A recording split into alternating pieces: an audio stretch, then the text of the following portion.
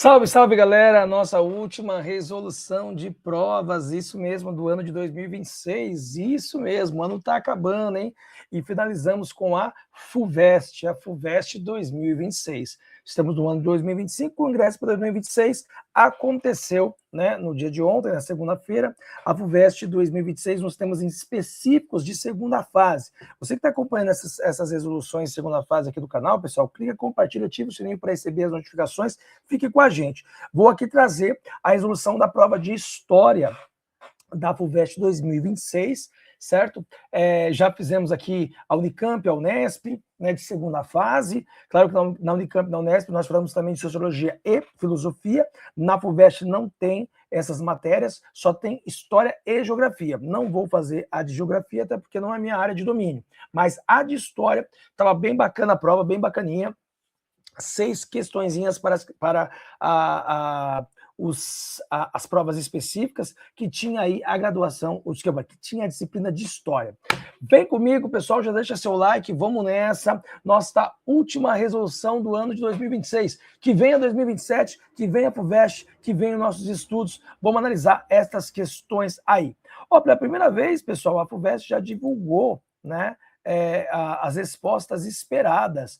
E eu montei respostas em cima, né, dessas respostas esperadas que a FUVEST colocou, certo? Então, olha só, História aqui na segunda fase da FUVEST 2026, tá? Sempre quando tiver prova, você sabe que resoluções vão estar aqui no canal História Vida, né? Vamos nessa, História.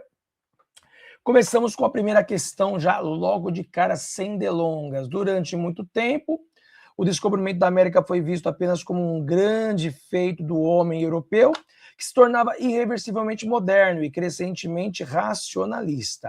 Aprimorando e controlando pela primeira vez o espaço do globo, esse homem moderno e racionalista, passava a ser senhor dos mares e subjugar as culturas estranhas, impondo por toda parte seu credo, seus hábitos, sua visão de mundo. A descoberta da América apressaria, inclusive, a consolidação da moderna ciência, assentada no que hoje chamamos de paradigma galileico.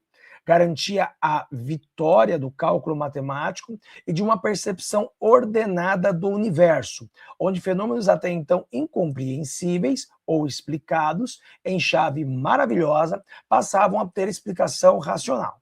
Bom, se considerarmos o caso português, veremos que enquanto caravelas cruzavam os mares obedecendo a cálculos precisos e multidões se deliciavam na corte com os espetáculos de Gil Vicente, onde se abriria espaço às práticas cotidianas do povo comum, eivadas de magismo e de maravilhoso. Você quer um texto da Laura de Melo Souza, O Inferno Atlântico, Demonologia e Colonização. O texto está falando sobre a expansão marítima europeia, claramente, né, ligando a relação Europa e América no contexto da expansão marítima, e também colocando a ideia do renascimento nesse contexto. O texto foi muito claro, vamos ver se a pergunta foi bastante clara. Dê um exemplo que justifique a afirmação de que a descoberta da América garantiria a vitória do cálculo matemático e de uma percepção ordenada do universo. Dê um exemplo, você podia citar mais, mas dê um exemplo pelo menos. Bom, a resposta ideal, A.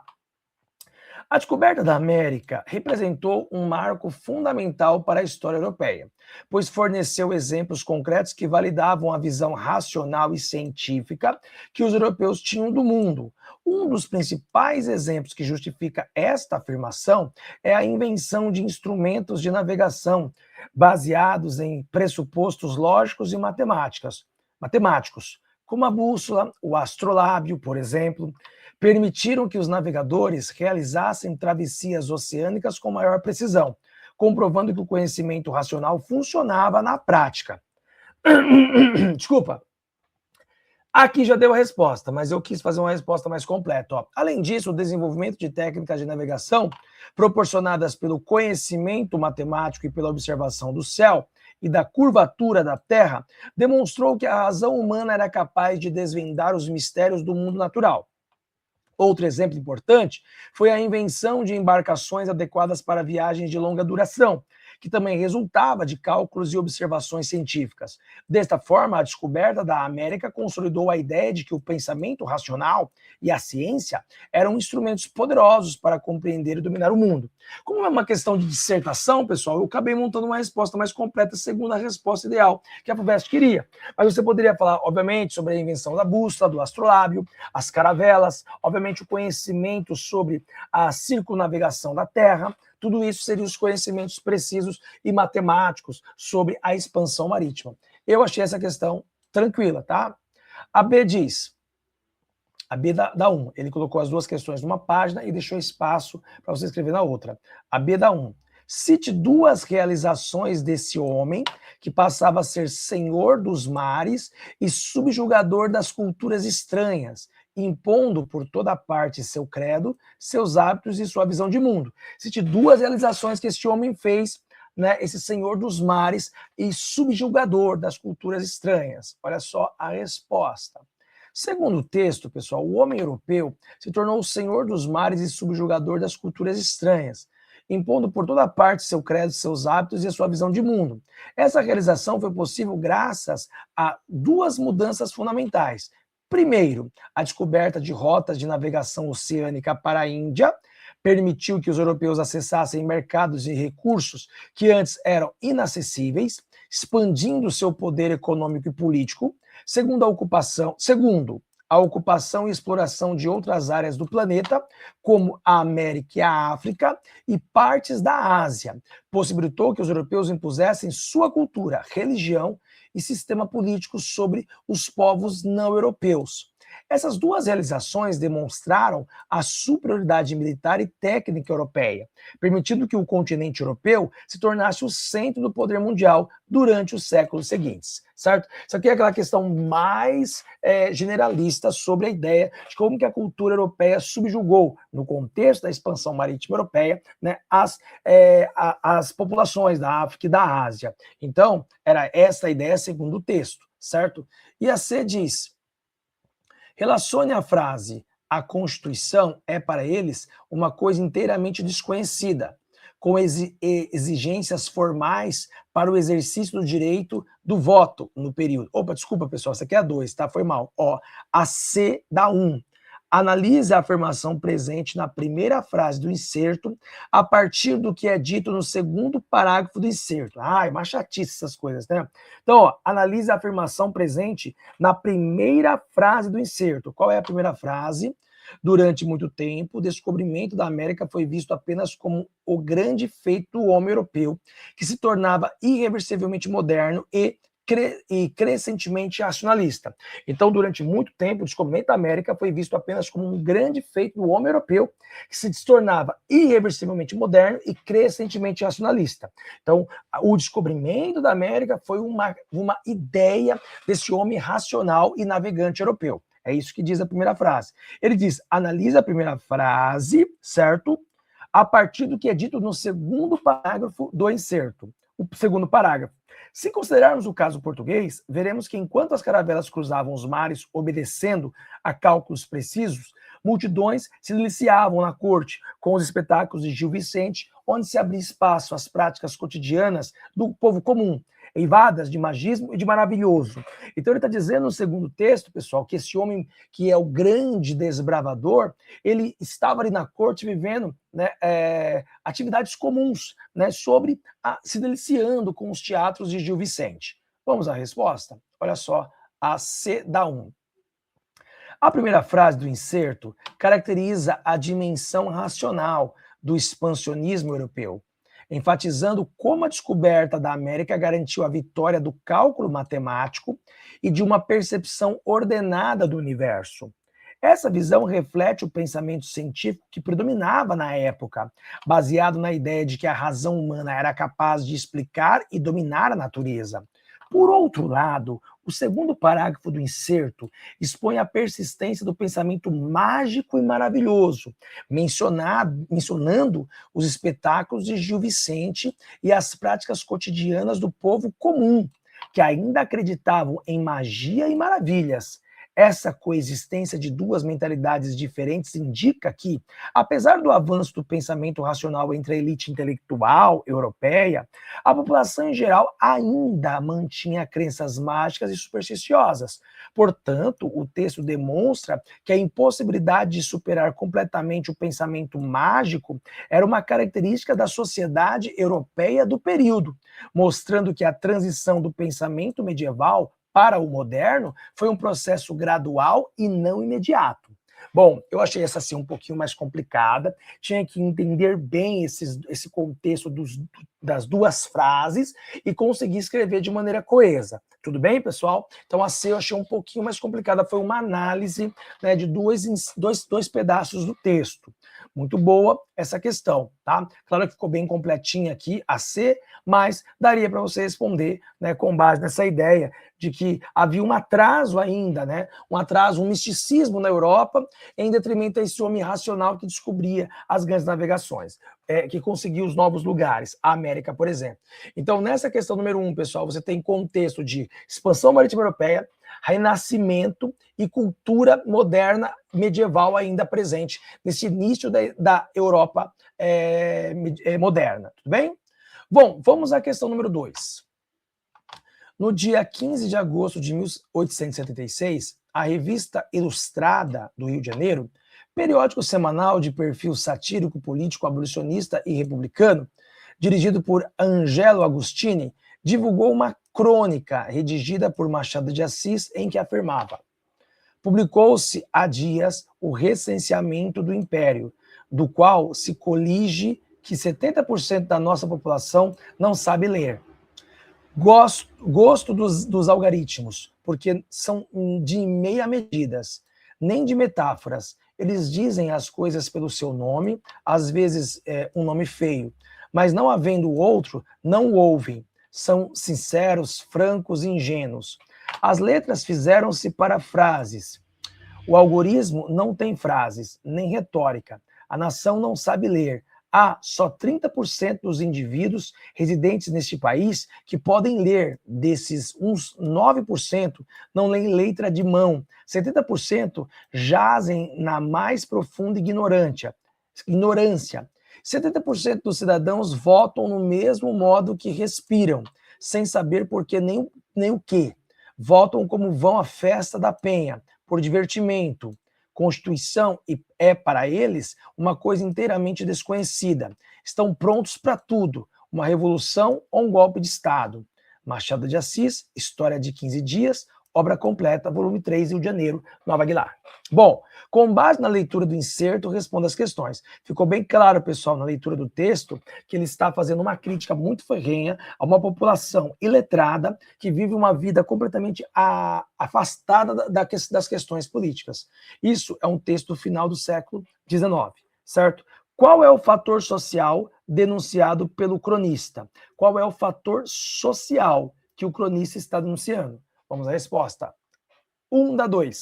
A da 2, desculpa. O fato social denunciado pelo cronista é o alto índice de analfabetismo da população brasileira durante o Império. Machado de Assis, através de sua crítica satírica, aponta que a maioria da população não sabia ler nem escrever, o que representava um grave problema para a consolidação de uma nação moderna. Esse analfabetismo generalizava-se entre as classes populares, impedindo que a população tivesse acesso à informação e participasse plenamente da vida política e social do país. O cronista destaca que essa ignorância era tão profunda que a própria Constituição, documento fundamental para a organização do Estado, era desconhecida pela maioria dos brasileiros. Dessa forma, Machado de Assis critica a falta de educação como um obstáculo ao desenvolvimento da nação e à formação de uma sociedade verdadeiramente democrática. Claro que ficou bem completa essa minha resposta, você poderia responder simplesmente que era o fato social que ele está denunciando é o desconhecimento das pessoas por não terem alfabetização, né, do conhecimento da própria democracia que eles viviam, na falta de democracia, na verdade, da Constituição, do que rege, ou seja, a falta de esclarecimento desse povo nesse final do século XIX. Então, era uma resposta de interpretação de texto, tá? B. Cite 2 efeitos sociais decorrentes da observação de 70% dos cidadãos votam no mesmo modo que respiram, sem saber o nem e o que. Cite 2 efeitos sociais, pessoal, decorrentes dessa observação, ou seja, efeitos decorrentes, tá? Então vamos à resposta da 2. 2B. 2 efeitos sociais decorrem da observação de que 70% dos cidadãos votam do mesmo modo que respiram, ou seja, nem saber por que nem o que. Primeiro, o exercício do voto estava subordinado ao clientelismo, que é a prática de troca de favores entre políticos e eleitores, onde o voto era dado em troca de benefícios pessoais e não por convicção política. Segundo, o voto estava subordinado ao mandonismo, que é a subordinação ao poder pessoal de um líder local ou político poderoso. Esses 2 fenômenos demonstram que o sistema político brasileiro funcionava de forma corrompida, onde a vontade popular era manipulada por interesses privados e pelo poder de indivíduos influentes, em vez de refletir a verdadeira vontade, que é a consciência política dos cidadãos. Beleza? Então, nessa B da 2, você falaria, então, que havia uma relação de troca de favores, que as pessoas votavam sem nenhum tipo de consciência, e isso perpetuava, né, o elitismo na política. Nada muito diferente do que tem hoje, mas muito relacionado ao coronelismo, que não é só da República Velha. O coronelismo já existia no final do Segundo Reinado, tá bom? C. Relacione a frase "a Constituição é para eles uma coisa inteiramente desconhecida" com exigências formais para o exercício do direito do voto no período, tá? Então, a Constituição para eles é uma coisa desconhecida, com exigências formais para o exercício do direito do voto do período, tá? Então, vamos à resposta a C da 2. A frase "a Constituição é para eles uma coisa inteiramente desconhecida" revela que o letramento e o conhecimento do texto constitucional não eram pré-requisitos para o exercício do direito ao voto durante o Império. Isso significa que a Constituição Imperial não exigia que os eleitores soubessem ler ou compreendessem os direitos políticos para votar. Essa situação mudou com a Lei Saraiva, instituída em 1881, que exigiu que o leitor soubesse ler e escrever para exercer o direito de voto. Portanto, o texto de Machado de Assis critica uma realidade política onde o direito ao voto era concedido sem que houvesse qualificação intelectual ou educacional dos eleitores, permitindo que a manipulação política e a ignorância prevalecessem sobre a verdadeira participação democrática. Bom, essa C, como sempre, a FUVEST sempre faz uma C mais difícil, uma A e uma B são interpretações do texto, e uma C é uma questão extremamente conteudista para quem sabe o assunto. Então, pessoal, a lei chamada Saraiva, instituída em 1881, é uma reforma do sistema eleitoral do Império, onde exigia o grau de alfabetização para poder ser eleitor. Mesmo que no Império, na Constituição de 1824, dizia que o eleitor tinha que ser rico, né, tinha que ter uma posse. Mas nem todas as pessoas que tinham posses naquela época eram letradas. Entende isso? Então não quer dizer que a pessoa tinha posses, que a pessoa era letrada, entende? Mas isso não era uma questão que apetecia à Constituição. E sabemos, pessoal, que, obviamente, quando uma pessoa não tem um conhecimento sobre seus próprios direitos, elas acabam sendo levadas pela lógica da democracia, que é da influência. Então, essa C um pouco mais difícil. Se lembrasse da lei Saraiva, que foi a reforma de 1881, que instituiu a alfabetização, e depois vai ser uma regra na Constituição, a primeira republicana, seria legal. Mas se não soubesse e conseguisse articular minimamente esta ideia de que as pessoas sem o conhecimento da sua Constituição e sendo iletradas, elas são mais fáceis de ser manipuladas. Então é uma questão mais conteudista, essa questão número C. Tá bom? Mas aqui, pessoal, é um conhecimento sobre o sistema democrático do Segundo Reinado, uma questão que fala sobre participação política no Segundo Reinado, história do Brasil. Não achei uma questão muito fácil, não, uma questão um pouquinho mais complicada, tá? Vamos à questão 3. Questão 3. Então, 3, aqui, ó. As agitações em 1989 na China superaram a escala e intensidade quaisquer outras ocorridas na Europa Oriental, para não falar da Rússia, naquele ano ou nos seguintes. A energia rebelde e o idealismo dos estudantes chineses, bem como a solidariedade ativa da população urbana, não tiveram paralelo em outros lugares. Um testemunho, ao seu modo, da vitalidade política de uma sociedade ainda próxima de suas origens revolucionárias. Na China, porém, energias de dois tipos se chocaram. Quando veio a crise, a liderança pós-revolucionária responsável pela administração diária do Estado e do partido hesitou e ficou dividida. Mas os anciãos, veteranos de décadas de luta armada para a conquista do poder, não iria perdê-lo por indecisão. Eles ainda eram os combatentes de sempre, não hesitando em neutralizar uma ameaça ao poder do partido, tal como haviam, tão logo se mobilizou a força necessária para tanto. Em junho, o Exército de Libertação Popular recebeu ordens de evacuar a praça e o movimento foi esmagado numa noite de violência. Perry e Anderson, Duas Revoluções, Rússia e China, São Paulo, Boitempo, 2018. Bom, pessoal, o evento que o Perry Anderson está dizendo nesse texto, para quem sabe, é o chamado Massacre da Praça da Paz Celestial, em 1989, um movimento por mais democracia na China. Quem soubesse o assunto teria um passo à frente. Quem não tivesse, talvez tivesse um pouco de dificuldade. Foi uma questão conteudista, mas não uma questão não tão desconhecida do grande público. Está no contexto da Guerra Fria, beleza? A pergunta é, a partir do inserto, considerando a história da China, responda. Então você tinha que saber dessa história, tá? A diz, o que foram as agitações de 1989 citadas no inserto? Acabei de falar, né? São as manifestações, né, da Praça Celestial. Então, vamos responder a, certo? A dá 3. As agitações de 1989, citadas no inserto, referem-se ao massacre da Praça da Paz Celestial, ocorrido em Pequim em 3 e 4 de junho de 1989. Esse foi um episódio de repressão violenta em que o governo chinês enviou tropas e tanques para dispersar manifestações pró-democracia que ocorriam desde abril naquele ano. Os estudantes intelectuais que participaram dos protestos pediam por liberdade de expressão, reformas políticas e o fim da corrupção do governo.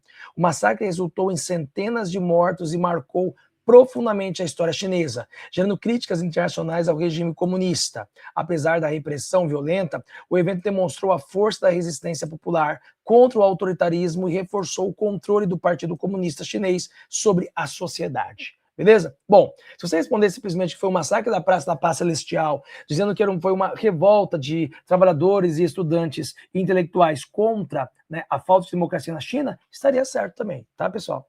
Não achei tão difícil essa para quem sabe. A B dá 3. Quem são os anciãos mencionados no inserto? Bom, o texto diz quem eram eles, né, pessoal? Vamos dar uma olhadinha? Olha a resposta. B. Os anciãos mencionados no inserto referem-se aos veteranos das décadas de luta armada para a conquista do poder, que ainda eram combatentes de sempre e não hesitavam em neutralizar uma ameaça ao poder do Partido Comunista.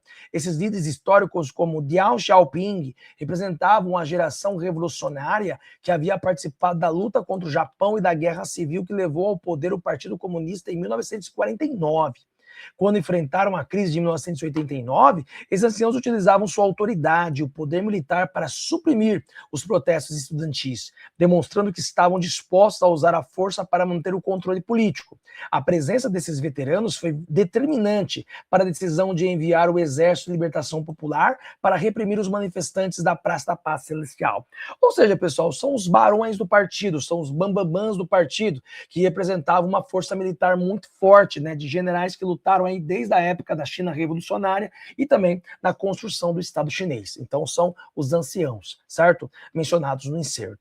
E a C diz, após 1989, como se desenvolveu o modelo do socialismo com características chinesas, tá vendo? Sempre a C, ele sai do texto, ele exige um conhecimento a mais. Aqui é um conhecimento de China, pessoal, da China, né, no seu processo de abertura. Vamos na C? Vamos na C. Após 1989, o modelo do socialismo com características chinesas se desenvolveu através da intensificação de reformas econômicas iniciadas por Deng Xiaoping. O objetivo era modernizar a economia, aumentar a produtividade e melhorar o padrão de vida sem abandonar o modelo socialista. É o modelo atual, né? Esse modelo combinava a economia planejada com coexistência de empresas estatais e privadas, mantendo um forte controle político pelo Partido Comunista. O Estado Estado exercia grande influência sobre os setores estratégicos da economia, enquanto havia abertura para o comércio exterior e investimentos privados. Essa combinação de socialismo com características capitalistas permitiu que a China alcançasse elevadas taxas de crescimento econômico nas décadas seguintes, transformando-se em uma potência econômica mundial, apesar de manter um sistema de político autoritário. Bom, pessoal, aqui é aquele velho lance, né? A China fez uma abertura econômica, mas não fez uma abertura política. O Estado tem muita força em vários setores industriais, mas há o capital privado e a abertura ao mercado exterior e ao grande consumo da população chinesa. Isso, pessoal, é a famosa abertura econômica da China com o Deng Xiaoping. Quem sabia esse assunto saberia responder. Então, não se torna uma questão difícil para quem sabia, mas foi uma excelente questão. Gostei bastante da questão 3, a questão sobre China. Vamos à questão número 4, pessoal. Textinho aqui, vamos lá. O meu ensino recebeu tanta força e autoridade que aquele que anteriormente aderiram com mais veemência àquele nosso mestre e que molestavam ao máximo o meu ensino, ocorreram em revoada às minhas aulas. Aquele mesmo que havia sucedido ao meu mestre de escola catedral de Paris me ofereceu o seu lugar, a fim de que aí mesmo, junto com outros, ele se inscrevesse entre os meus alunos, onde antes florescer aquele que fora o seu e o meu mestre. No entanto, não é fácil exprimir como poucos dias depois de eu aí reger a cadeira de dialética, meu mestre começou a consumir-me de inveja e com que sofrimento se atormentava, de tal modo que, não sustentando por muito tempo o ardor da miséria que o dominara, empreendeu astutamente conseguir a minha remoção. Mas como não tinha motivo para agir contra mim abertamente, resolveu privar da escola, sob a acusação de crimes detestáveis, aquele que me cedera o seu lugar de professor e que foi substituído na sua função por um outro que fora outrora meu rival. Então voltei a Melun, e aí estabeleci a minha escola como antes. E quanto mais claramente a sua inveja me perseguia, tanto mais autoridade ele me proporcionava, certo? A Pedro Abelardo, A História das Minhas Calamidades, Carta Autográfica, Os Pensadores, 1979. Bom, nem todo mundo conheceria esse autor, Pedro Abelardo, e nem todo mundo conheceria o que está sendo colocado nesse texto, mas deu para entender claramente que o texto está falando sobre uma rivalidade entre mestre e aluno e uma perseguição aqui, uma escolar, vamos assim pensar. Abelardo, 1079, 1042, muito importante, contexto de Idade Média. Foi um dos iniciadores do movimento que deu origem à Universidade de Paris. Universidade de Paris, hein? Como demonstra o inserto apresentado, ocorreu um desenvolvimento espontâneo de escolas, que foi determinante para a consolidação das primeiras universidades europeias na Baixa Idade Média. Considerando o texto e o inserto, bom, ele te deu o contexto, pessoal. É o contexto da Baixa Idade Média, é o contexto da criação das universidades, é um contexto, obviamente, né, de uma briga intelectual, né, mas você tem um contexto da Idade Média, é isso que você tem que pensar. Vamos ver o comando da pergunta. A. Apresente uma característica das formas de transmissão de conhecimento da Baixa Idade Média, período no qual esse texto foi escrito. Então, um texto de Baixa Idade Média, e ele pergunta para você uma questão conteudista. Qual é a forma de a transmissão de conhecimento na Baixa Idade Média? Vamos à resposta A1 da 4. Uma das características das formas de transmissão do conhecimento na Baixa Idade Média, período em que Abelardo viveu, é que o conhecimento era transmitido principalmente através da competição intelectual. As primeiras universidades europeias surgiram durante esse período.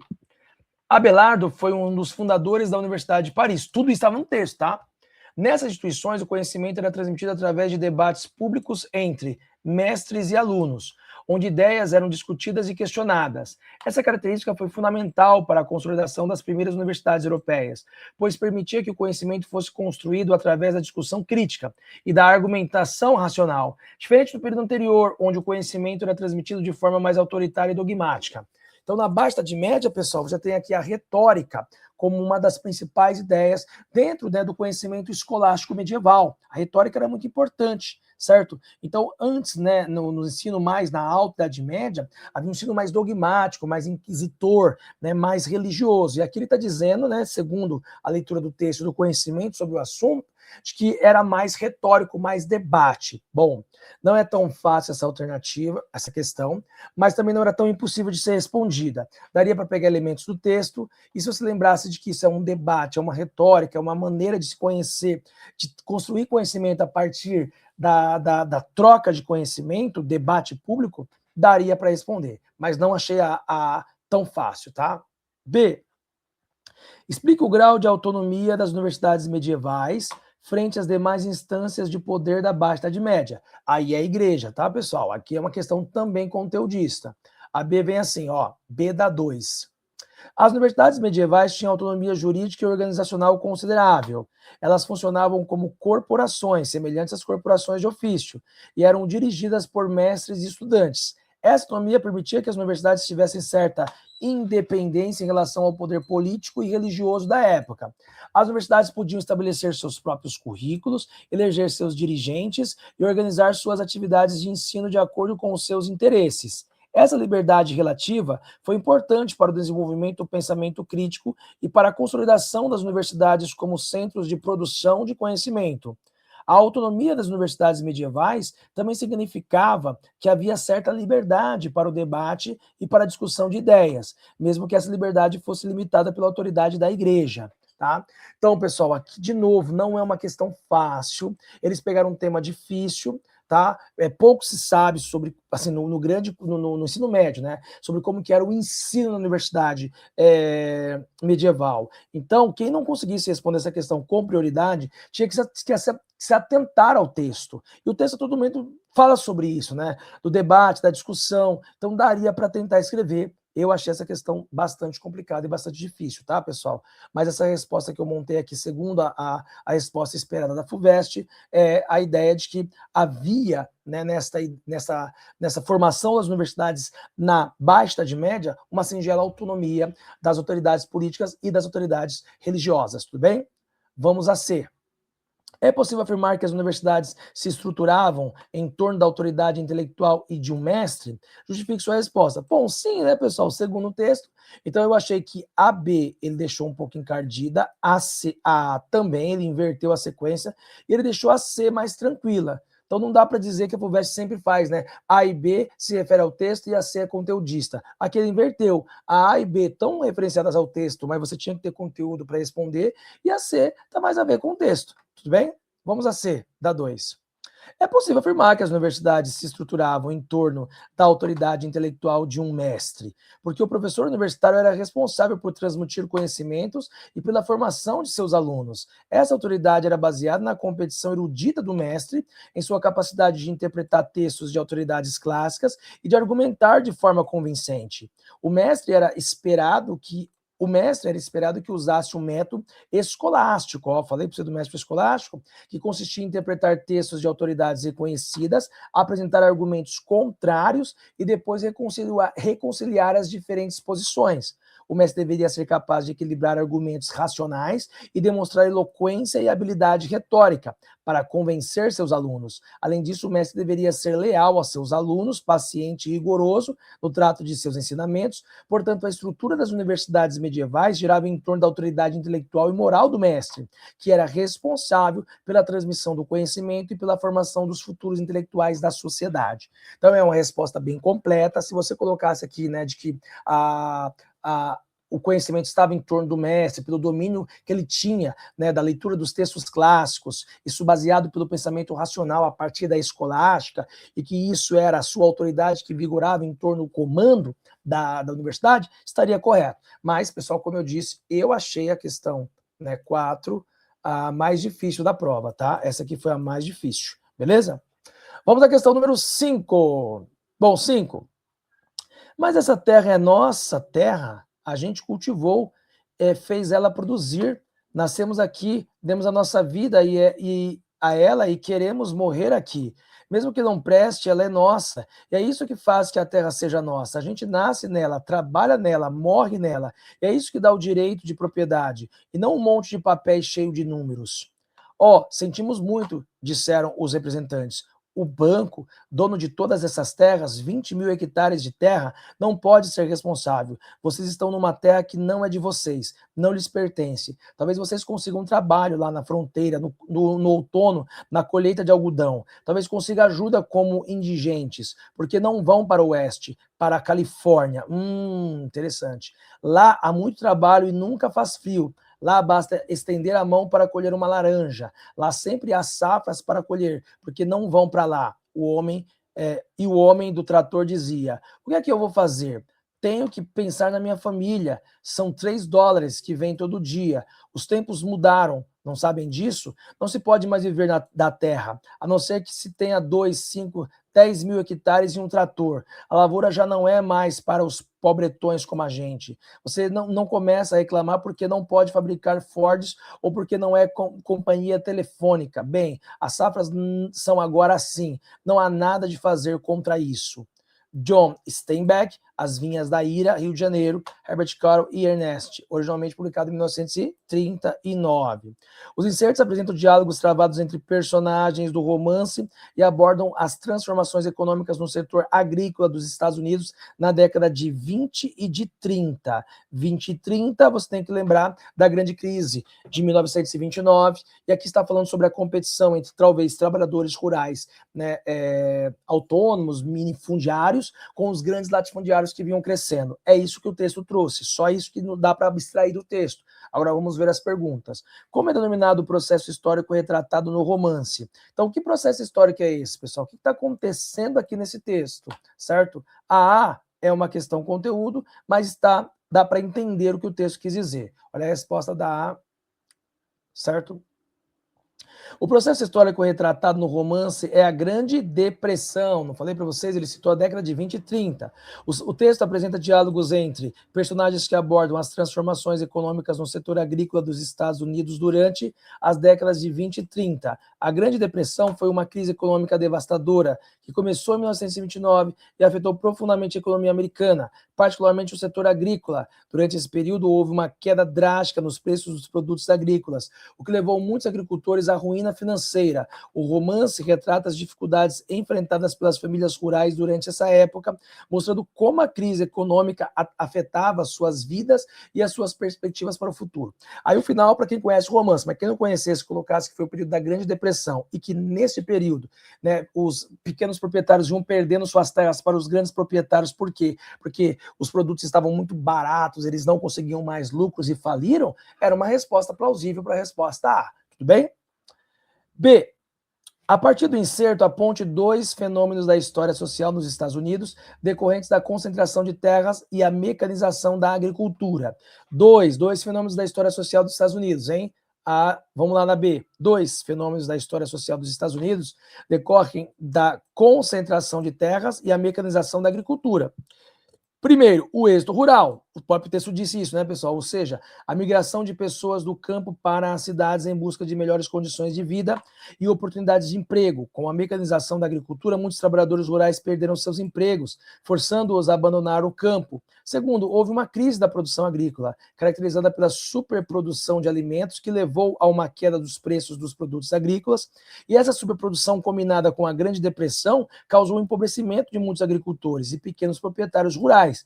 Esses 2 fenômenos demonstram como as transformações econômicas no setor agrícola tiveram profundas consequências sociais para a produção rural americana. Aí, então, o primeiro fator, obviamente, estava para pensar sobre o êxodo rural, né, e por conta da Grande Depressão, e também, obviamente, a grande baixa das produções agrícolas, e, obviamente, combinada com a Grande Depressão, que estava no pano de fundo ali, porque ele deu, né, para você o contexto histórico a partir dessas 2 datas. Pessoal, não é uma questão tão fácil não, tá? Mas a B seria essa resposta ideal. A C, então, diz: indique as modalidades de propriedade fundiária e as respectivas relações de trabalho mencionadas no texto. Então, quais são as modalidades de propriedade fundiária? Minifúndio, latifúndio e também as relações de trabalho, certo? Vamos ver.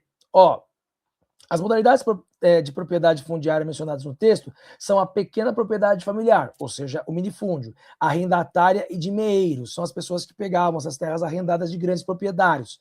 Na pequena propriedade familiar, o trabalho era realizado pela própria família do proprietário, que cultivava a terra para sua subsistência e para a venda de excedentes. Na propriedade arrendatária, o trabalhador alugava a terra de um proprietário e era responsável pelo cultivo, pagando uma renda para o proprietário. Na propriedade de meeiros, o trabalhador compartilhava a produção com o proprietário da terra, dividindo os ganhos da colheita. As relações de trabalho em cada uma dessas modalidades eram diferentes. Na pequena propriedade familiar, havia uma relação de trabalho baseada no esforço familiar e na autonomia do agricultor.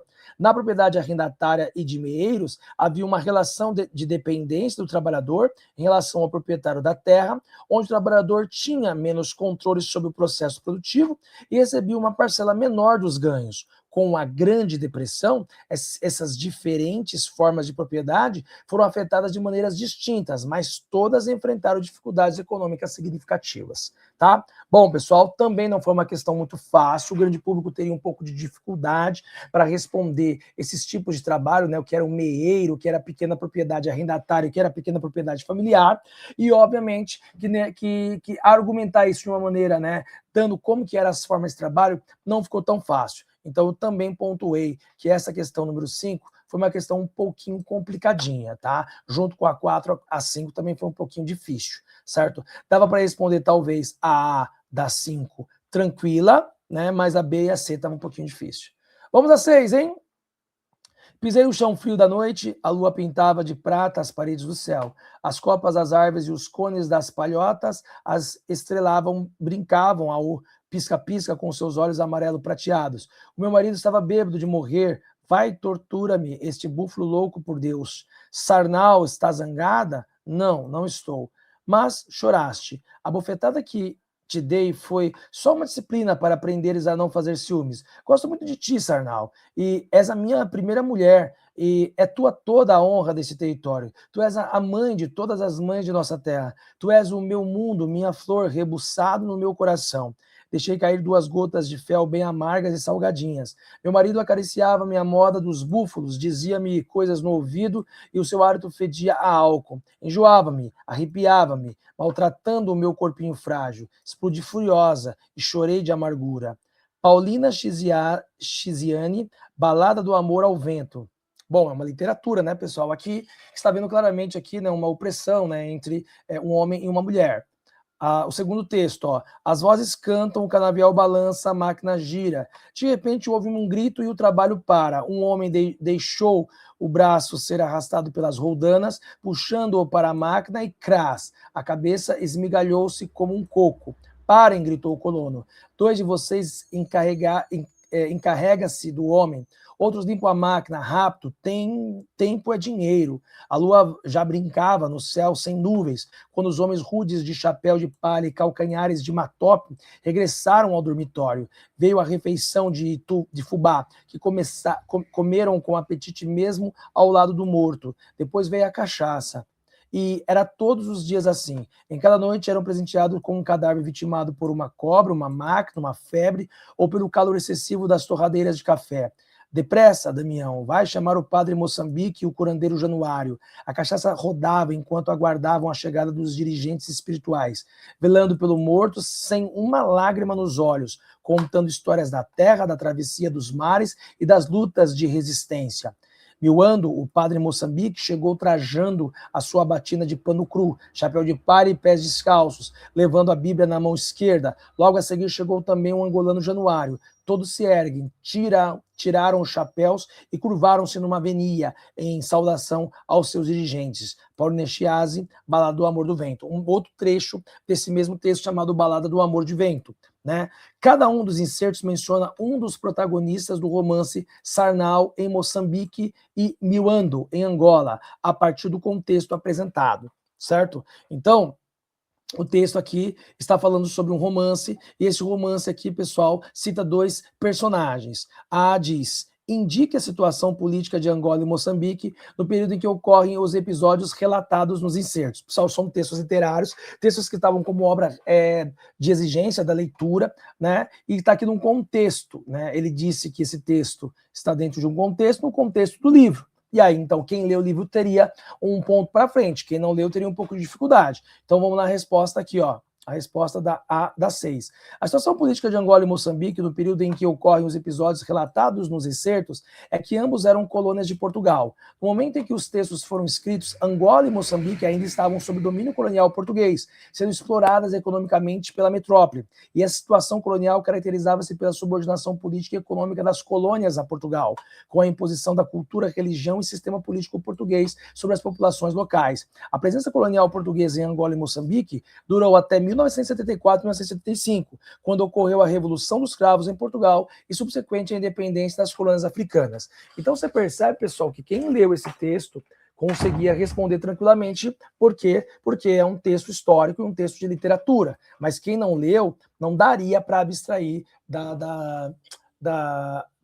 do própria leitura desses insertos. Então a FUVEST pegou pesado também nessa questão 6, né, beneficiando quem leu o livro e quem não leu, certo? Que é uma leitura obrigatória aí da FUVEST, né? Sarnau em Moçambique e Miando em Angola, certo? Então vamos lá.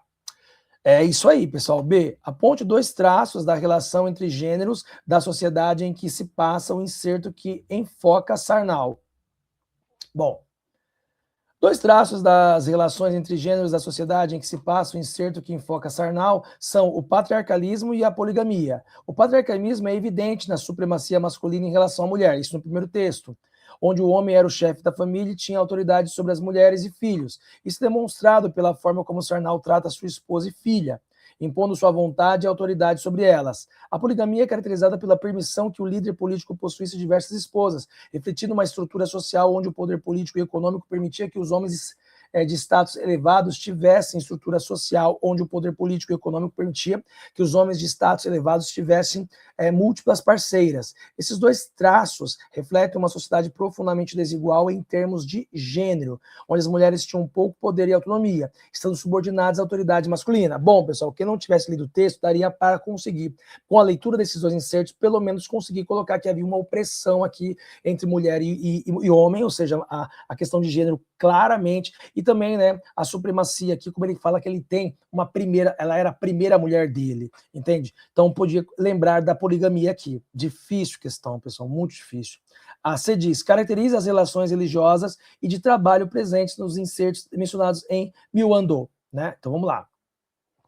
As relações de trabalho no inserto que menciona o Miando era marcada pela intensa exploração e pela ausência de qualquer regulação de controle. Os trabalhadores eram submetidos a condições extremamente difíceis, sem proteção legal ou direitos trabalhistas. As relações religiosas presentes no inserto mostram uma mistura entre religiosidade nativa e popular, expressa na figura do curandeiro e do catolicismo, imposto pelo colonialismo português. Essa mistura reflete como o colonialismo português tentava impor sua religião e cultura sobre as populações locais, mas essas populações resistiam mantendo sua crença e as práticas religiosas tradicionais.